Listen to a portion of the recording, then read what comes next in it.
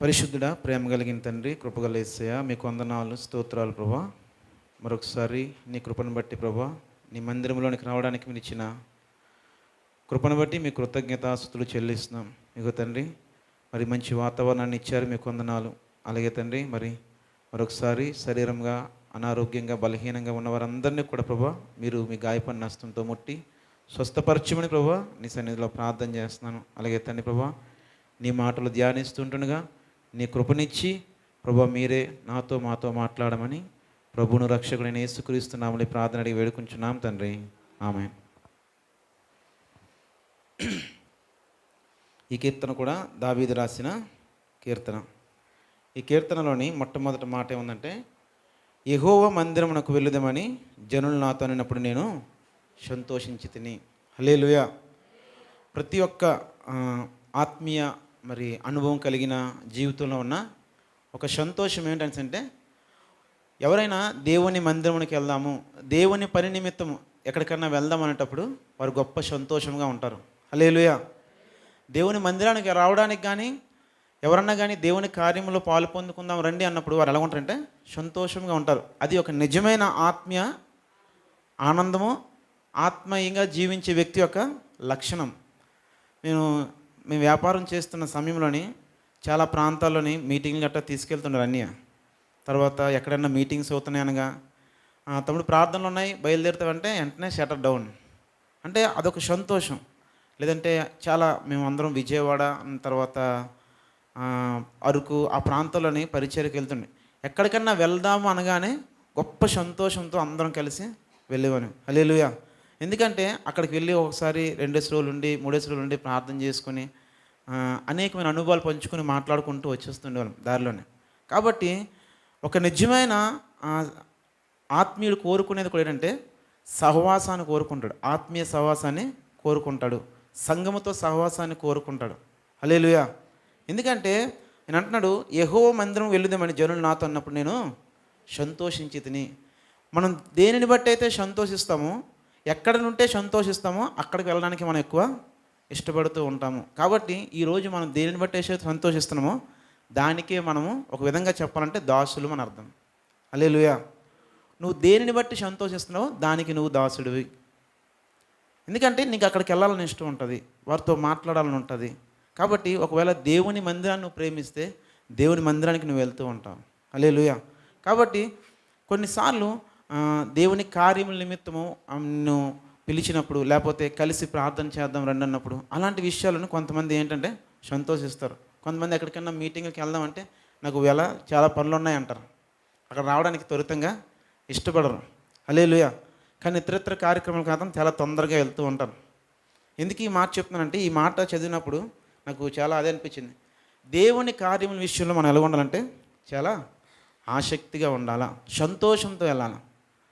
అందుకే చూడండి, తీయవలసిన లేదు కానీ లూకాసు వార్తలోని యేసుప్రభు విందు ఏర్పాటు చేసినప్పుడు వారు పిలిచినప్పుడు చాలామంది ఏం చెప్పారు, నెపములు చెప్పి తప్పించుకున్నారు. ఒక ఆయన ఏమన్నాడంటే నేను ఎడ్లు కొన్నాను అన్నాడు, ఒక ఆయన నాకు పెళ్ళి అయింది అన్నాడు.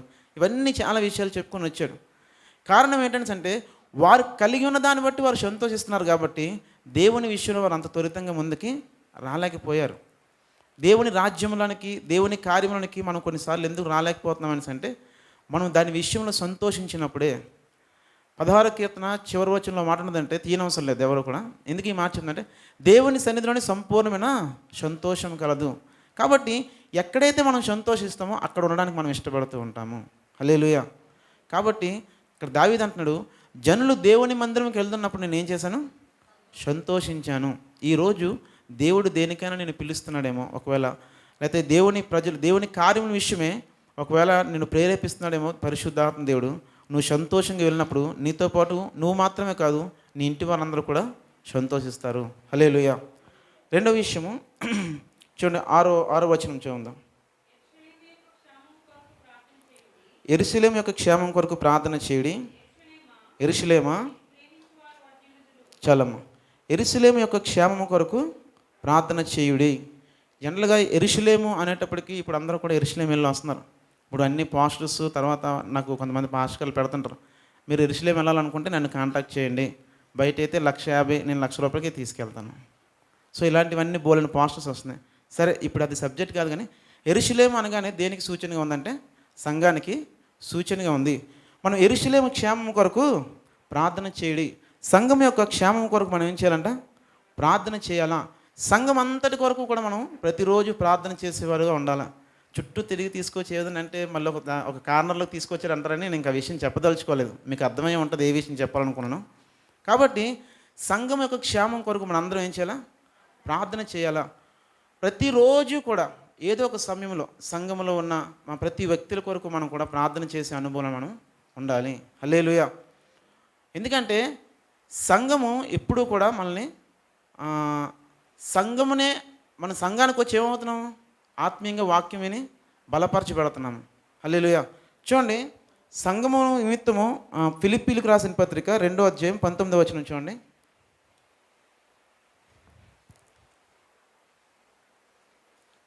ఫిలిప్పీలకు రాసిన పత్రిక 2వ అధ్యాయం 19.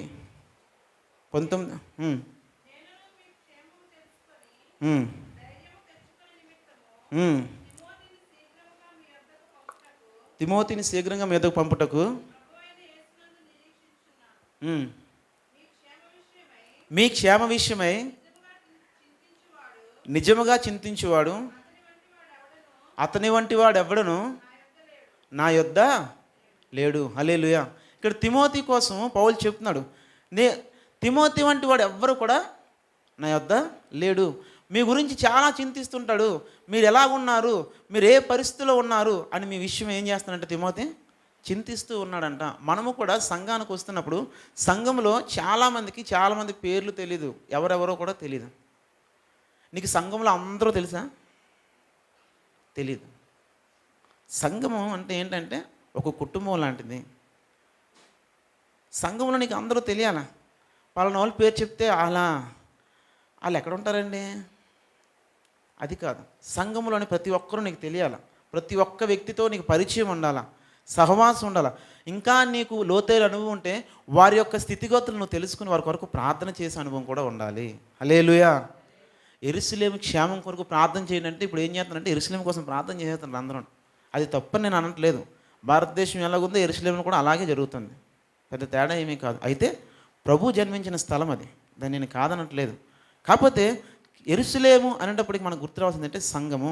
దాని క్షేమం కొరకు ప్రార్థన చేయాలి. మనం సంఘము నిమిత్తం మనం భారం కలిగి ప్రార్థన చేయాలి. సంఘములో అనేక రకాల సమస్యలతో కూడిన వారు ఉన్నారు. వ్యక్తిగత సమస్యలు, అనారోగ్య సమస్యలు, లేకపోతే చెప్పుకోలేని సమస్యలు ఉంటాయి. ఓ మాట చెప్పంటారా, వాళ్ళు చెప్పుకునే స్థితిలోనికి మనం రావాలి. ఈ మాట అర్థమైందని నేను అనుకుంటున్నాను. హల్లెలూయా. నీతో సమస్యలు పంచుకునే అనుభవంలోనికి, ఆ ఆత్మీయ స్థితిలోనికి కూడా మనం రావాలి. చాలామంది ఎవరికైనా నేను చెప్దామంటే భయపడతారు. ఎందుకంటే ఎక్కడ పబ్లిసిటీ పోస్టులు పడతాయని భయం. ఒక సిస్టర్ ఇంటికి వెళ్ళాం మేము, వైజాగ్లోనే కంచరపాలెం మరిపాలెం ఉంటుంది ఒక సిస్టర్. వాళ్ళ ఇంటికి వెళ్తే చాలా రోజులకి వెళ్ళిన తర్వాత ఆమె ఆ విషయాలన్నీ మాతో పంచుకుంది. ఏమమ్మా 2 రోజుల నుంచి వస్తున్నామని చెప్పలేదని అంటే తను అన్నది, అన్న నువ్వు ఇంతకుముందు ఒక సేవకులు మా ఇంటికి వచ్చారు, మా బంధువుల్లోనే ఉంటారు, ఆయనకి చెప్పిన వెంటనే మొత్తం అందరికీ చెప్పేశాడండి ఆయన అని. ఆవిడ చెప్పిన తర్వాత మా సిగ్గుతో మేము ఎవరితో ఏం మాట్లాడలేకపోయామన్నా, కొన్నాళ్ళు అలాగే ఇంట్లో ఉండిపోయామన్నా అన్నది. నేను అమ్మ అలాంటి పరిస్థితులే ఉండవు, ప్రార్థన చేస్తాము, మా వెనకాతలు ప్రార్థన చేసే వాళ్ళకు ఉన్నారు, వారందరికీ కొంత సమస్యలు ఉన్నాయి, ప్రార్థన చేయండి అని చెప్తాం, కానీ వ్యక్తిగత విషయాలు ఏం చెప్పమమ్మా అంటే సరే అన్నాను సని అప్పటి నుంచి చెప్పడం మొదలుపెట్టింది. హల్లెలూయా. ఎందుకంటే నీతో సమస్యలు పంచుకునే ఆ యొక్క అనుభూతి, ఆ ఆత్మీయ స్థితిలో కూడా మనము ఉండగలిగిన వారంగా ఉండాలి. హల్లెలూయా. మొదటిది యెరూషలేము యొక్క క్షేమం కొరకు. రెండవ అదే విషయంలోనే చూడండి, కొలస్సీలకు రాసిన పత్రిక 4వ అధ్యాయం 12వ వచనం చూడండి. కొలస్సీలకు రాసిన పత్రిక 4వ అధ్యాయం 12వ వచనం. మీలో ఒకడును క్రీస్తు యేసు దాసుడినైనా ఎపఫ్రా మీకు వందనములు చెప్తున్నాడు. మీరు సంపూర్ణులను ప్రతి విషయంలోనూ దేవుని చిత్తమును గూర్చి సంపూర్ణ ఆత్మ నిశ్చయత గలవారై నిలకడగా ఉండవాలని అతడు ఎల్లప్పుడూ మీ కొరకు ప్రార్థనలో ఏం చేస్తున్నాడంట? ఎవరి కొరకు? వాళ్ళ ఇంటి వారి కోసం కాదు, సంఘములో ఉన్నవారి కోసం. ఒక్కసారి అనేక సంవత్సరాలుగా క్రైస్తవ జీవితం అనుభవం కలిగిన నీవు ఏ వ్యక్తి కోసం అన్నా కానీ ప్రార్థనలో పోరాడే అనుభవం నీకుందా? ప్రభువా నిజమే బలహీనులే, నిజమే ప్రభా, వారు పరిస్థితిని బట్టి వారు అలా జీవిస్తున్నారు ప్రభా. దేవునికి కూర్చుని జ్ఞానం లేకపోవడాన్ని బట్టి అలా ఉన్నారు ప్రభా. ఏదైనా ఒక విషయాన్ని బట్టి వారి కోసం ప్రార్థన చేసిన అనుభవం ఒకవేళ నువ్వు ఉంటే నువ్వు ధన్యుడివే. హల్లెలూయా. నీకుంటే నువ్వు ధన్యురాలువే. హల్లెలూయా. ఇంకో విషయం చెప్పమంటారా, ఎవరి కోసం ఎక్కువ ప్రార్థన చేయాలి సార్? నిన్న ఒక ఫ్యామిలీ మీట్ అయితే అందులో చెప్పాను, నిన్ను ఎవరైతే ఎక్కువ హింసిస్తున్నారో వారు శ్రమలో ఉంటే వారి కొరకు నువ్వు బాగా ప్రార్థన చేయాలి. ఎవరు ఏం చెప్పట్లేదు. హల్లెలూయా.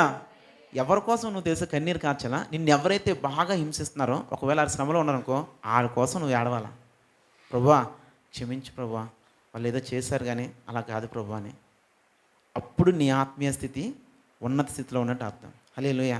ఎందుకు ఈ మాట చెప్తున్నానంటే, అనేకమైన ఆ పరిస్థితుల మధ్యలో కొన్నిసార్లు మనల్ని గాయపరిచేవారు ఉంటారు. అది సంఘం అవ్వచ్చు, వెలిపెట్టివారు అవ్వచ్చు, ఎవరైనప్పటికీ కూడా వారి కొరకు నువ్వేం చేయాలా? ప్రార్థన చేయాలా. కొలస్సీ పత్రికలోని ఆ మాట, ఎఫెఫ్రాత్ అంట మీ కొరకు అతను ఏం చేస్తాడంట? ప్రార్థనలో పోరాడుతున్నారు.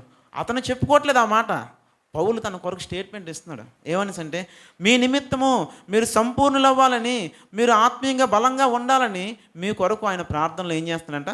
పోరాడుతున్నాడు. మనము కూడా ఇతరుల కొరకు పోరాడే అనుభవంలో ఉండాలి. ఎంతసేపు మన కోసం పోరాడుకుంటున్నట్టుకే సమయం సరిపోతుంది. మన పాపాలు క్షమించి ప్రభు అన్నప్పటికే మనకి సమయం సరిపోతుంది. మా కుటుంబాన్ని కట్టు ప్రభు అన్నప్పటికే సరిపోతుంది మనకి. ఇంకా పక్కల కోసం ఎప్పుడు పోరాడతాం మనం? మనం ఎవరి కోసం పోరాడే అనుభవం ఒకవేళ ఉంటే మరలా అంటున్నాను, నీవు ధన్యుడవు, నువ్వు ధన్యురాలువు. హల్లెలూయా.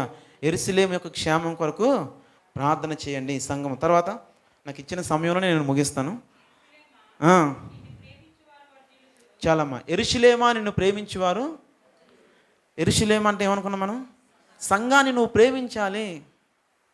నువ్వు ఎప్పుడైతే సంఘాన్ని ప్రేమిస్తావో సంఘానికి నువ్వు క్రమం తప్పకుండా వస్తావు. మొదటిది, ఎప్పుడైతే సంఘాన్ని నువ్వు ప్రేమిస్తావో సంఘంలో అన్ని విషయాలు నువ్వు మరలా తెలుసుకుంటావు. నేను ఇంతకుముందు చెప్పిన విషయాలే. నువ్వు సంఘాన్ని ప్రేమించినప్పుడే మనం ఎప్పుడైనా ఎప్పుడు మనం ఒకరి చేయూతనివ్వగలుగుతాం? ఎవరిని లేవుతాం? మనం ప్రేమించినప్పుడే. మనం ఎవరన్నా ప్రేమించారనుకోండి, మనం ఎవరన్నా ప్రేమిస్తే ఏం చేస్తాం? వాళ్ళు ఏదన్నా మాట అన్న ఏమంటాం? సరదాగా అన్నాడని అంటాం. నచ్చకపోతే చూసారా ఎంత మాట అన్నాడు నన్ను, చూసారా ఆమె ఎంత మాట అన్నది నన్ను. ఎందుకు? నచ్చలేదు కాబట్టి దేవుని ప్రేమతో మనం నింపబడినప్పుడు సంఘాన్ని మనం ఏం చేస్తాం? ప్రేమిస్తాము. యెరూషలేము యొక్క ఏంటంటే క్షేమము కొరకు, యెరూషలేమా నిన్ను ప్రేమించేవారు వర్ధిల్లుదురు. నువ్వు సంఘాన్ని ప్రేమించినప్పుడు నువ్వు వర్ధిల్లడం మొదలు పెడతావు.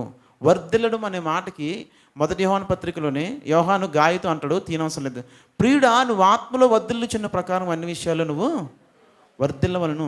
దేనిలో వర్ధిల్లుతావు అంటే నువ్వు సంఘాన్ని ప్రేమించినప్పుడు ఆత్మీయంగా నువ్వు వర్ధిల్లుతావు. ఎందుకంటే సంఘం యొక్క భారము, సంఘం యొక్క బాధ్యత అదంతా కూడా పూర్తిగా లోకానికి వ్యతిరేకంగా ఉంటుంది.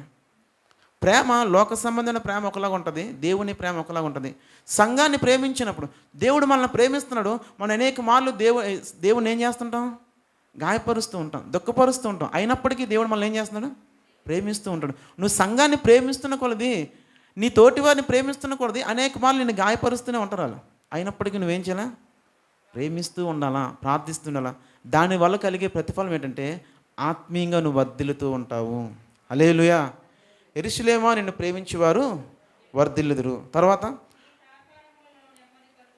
నీ ప్రాకారములో నెమ్మది. హల్లెలూయా. ఇది చాలా ఒక మాట నేను చెప్తాను చూడండి. నీ ప్రాకారంలోని సంఘము యొక్క ప్రాకారములు ఉంటాయి, అవి కూలిపోకుండా మనం ఏం చేయాలి? సంఘము చుట్టూ దేవుడేసిన ప్రాకారము, ఆ ప్రాకారాల మధ్యలో ఎవరుంటారు? సంఘం ఉంటుంది. దాన్ని మనం జాగ్రత్తగా కాపాడుకోవాలా. దాన్ని కాపాడుకోవాలంటే చూడండి, సంఘానికి ఎటువంటి అవాంఛనీయ పరిస్థితులు వస్తాయి, ఆ ప్రాకారాలు కూలిపోవడం గల ఒక కారణం నేను చూపిస్తాను చూడండి. తీతుకు రాసిన పత్రిక 1వ అధ్యాయము 10, 11, 12 వచనాలు చూడండి. అనేకులు విశేషంగా సున్నతి సంబంధులను, అవిధేయులను, వదరబోతులను, వారి నోళ్ళు అట్టి వారు ఉపదేశింపకూడని వాటిని దుర్లాభము కొరకు ఉపదేశించుచు కుటుంబాలనే పాడు చేసేస్తున్నారంట. సంఘంలోని కొన్నిసార్లు దుర్బోధలు బయలుదేరిపోతుంది. ఇప్పుడు చాలా విషయాలు ఇవన్నీ సంఘం యొక్క ప్రాకారంలోనికి వచ్చి సంఘములో ఉన్నవారిని ఏం చేస్తున్నారు వాళ్ళు? లేని తప్పుడు పొడి బాధలు చెప్పి, లేకపోతే మీరు ఇలా ఉన్నారు, ఇలా కాదు, అలా ఉండాలి, ఇప్పుడు అంతా యేసుక్రీస్తు వచ్చేసాడు, ఇలాంటి రకరకాల బోధలు చేసి కుటుంబాలు ఏం చేస్తున్నాడు? పాడు చేసేస్తున్నారంట. అయితే అటువంటి వాళ్ళ నోళ్ళని మీరు ఏం చేయాలా? మూయాలంటే ఏం చేయాలా? నీకు తెలియాలా? ఒక దుర్బోధకుడు వచ్చాడు అనుకో నీ దగ్గరికి, వాడికి సరైన అడిగే ప్రశ్నకి సమాధానం తెలియాలి నీకు ఫస్ట్. వాడు ఏదో ప్రశ్న వేస్తాడు నిన్ను వచ్చి, ఎందుకు ఆదివారమే ఎందుకు ఆరాధన, శనివారం ఎందుకు అని అడుగుతాడు. ఏం చెప్తాం? కొంతమందికి ఏం చెప్పాలో అర్థం అవ్వదు. కాబట్టి ఇలాంటి కొన్ని ప్రశ్నలు వేసేటప్పుడు అన్నిటికీ సంసిద్ధంగా మనం ఉండాలి. కొంతమంది ఏం చేయాలి, మా ఇష్టం, మేము ఆదివారం వెళ్తాం, నీకెందుకు ఎలా అని అయితే అది కాదు సంబంధం. మనందరికీ సాత్వికంతో చెప్పని ప్రభువు సెలవిచ్చాడు. కాబట్టి 1-2 మార్లు చెప్పాలా, తర్వాత ఆయన ఏం చేయాలా? విడిచిపెట్టేయాలా. అలాగని ప్రతిసారి వివాదం పెట్టుకొని కూర్చొని వాటితో ఏదో బెంచ్ చేసి నువ్వు బెంచ్ చేసుకుని ఒకసారి నేను అలాగే పెద్ద వివాదం పెట్టాను ఎక్కడ అనుకున్నారా?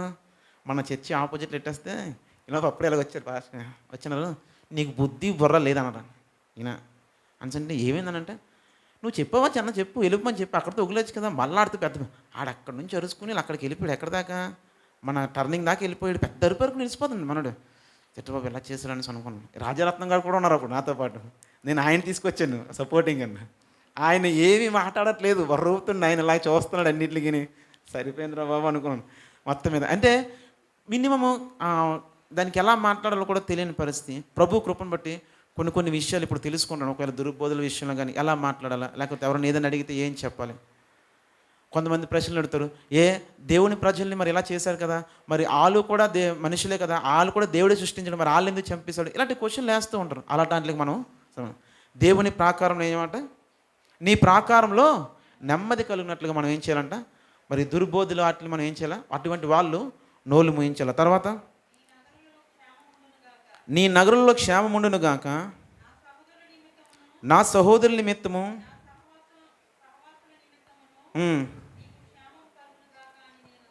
హల్లెలూయా, నా సహోదరుల నిమిత్తము, నా సహవాసము నిమిత్తము నీకు క్షేమము కలుగునుగాక.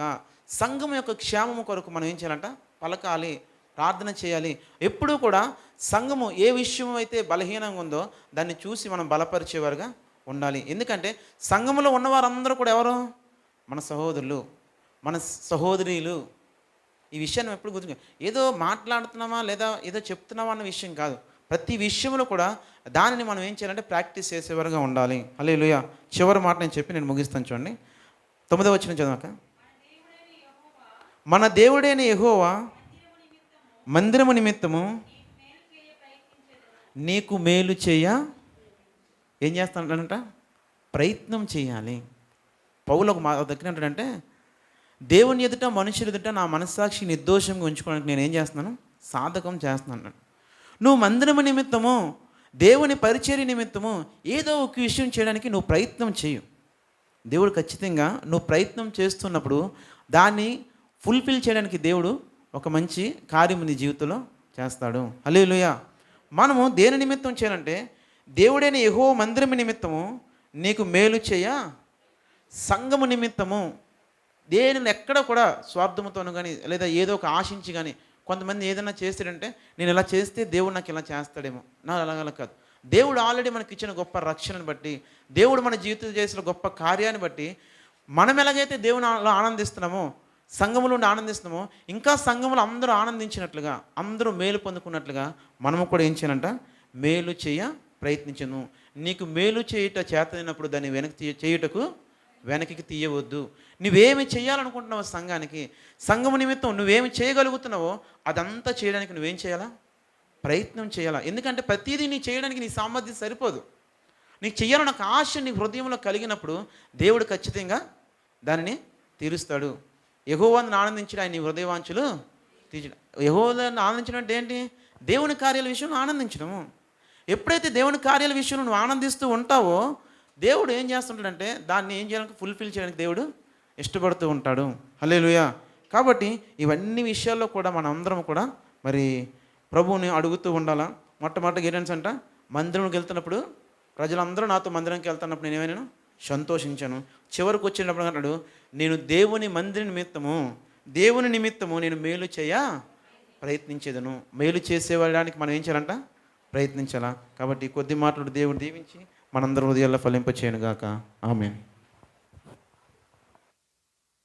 Praise the Lord. అందరూ కూడా లేచి నిలబెడదాము. మన మధ్యలో హానకు బ్రదర్ మనలందరినీ కూడా ఆరాధనలో నడిపిస్తారు.